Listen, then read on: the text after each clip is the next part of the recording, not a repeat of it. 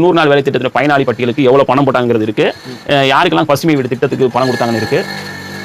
அரசு மத்திய மாநில அரசுகள் 500க்கும் மேற்பட்ட ரொம்ப அற்புதமான இணையதளங்களை வச்சிருக்காங்க. அந்த அந்த இணையதளங்கள்ல வந்து இந்த 401B இன்ஃபர்மேஷன் எல்லாம் கொட்டி கிடக்கு. ஒரு விவசாயி வந்து தன் நிலத்தில் தன் வாழக்கூடிய பிரதேசத்தில் அந்த மண்ணுல என்ன விளைவிக்க முடியும் அப்படிங்கறத ஏற்கனவே ஆய்வு பண்ணி மண்வள ஆய்வுகள் இருக்கு. நீங்க எந்த மாவட்டத்திலையும் எந்த ஊராட்சியுடைய மண்வள ஆய்வை நீங்க டவுன்லோட் பண்ணிக்கலாம். இப்படி நிறைய இன்ஃபர்மேஷன் வந்து 401Bல இருக்கு. அதை நம்ம யூட்டிலைஸ் பண்றது இல்லை. இங்க பிரச்சனையே அதை அறிந்து கொண்டு யூட்டிலைஸ் பண்ணலாம். ஆனால் நிறைய தகவல் இருக்கு.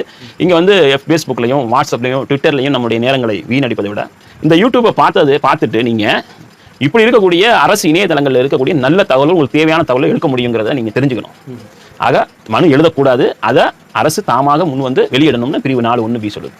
மத்திய மாநில அரசுகளின் பதிவேடுகள் அந்தந்த அரசு மின்னணு ஆவணங்களாகவோ அல்லது அந்த அலுவலகத்தின்